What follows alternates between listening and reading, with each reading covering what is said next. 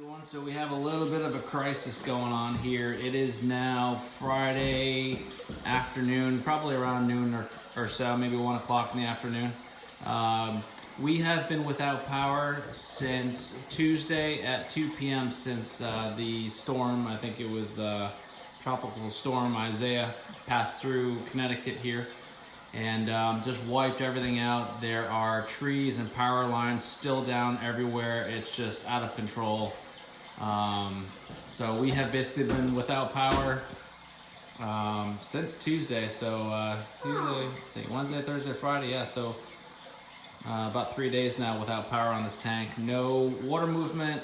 Obviously the filter and the heaters, everything is off. So what I resorted to basically is I hooked the Python up to the tank, and I have been doing this flush basically with the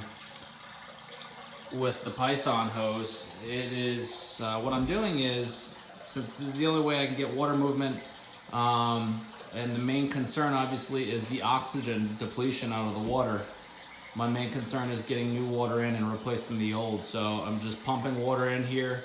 I'm doing this once every hour or two, depending on how the fish are looking.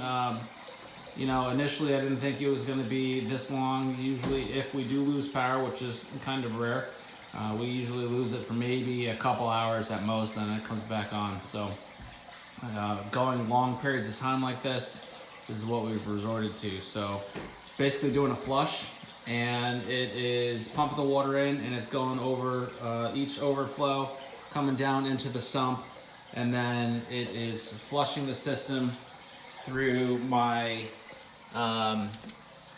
automatic water change system here, or the constant drip system, what I call it here. So it basically overflows into this tube and then down into the basement into the drainage system. So the fish are actually looking great. I haven't lost any. I am completely shocked. If I did not do this, however, I certainly would have lost, if not all of the fish, the majority of the fish.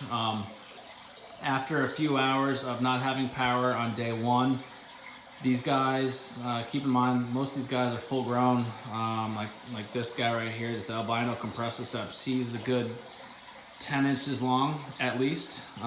Same with my big Fusco. These fish are pretty big, so they do use up a lot of oxygen, and most of them were up at the surface gasping for air. So I decided this was my my best plan of action.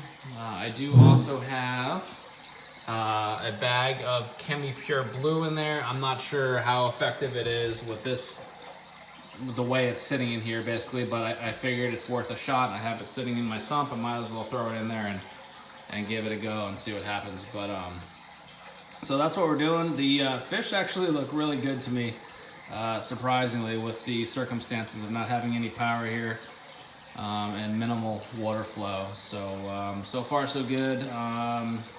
They are actually eating, although I am keeping the feeding to a very, very minimum amount.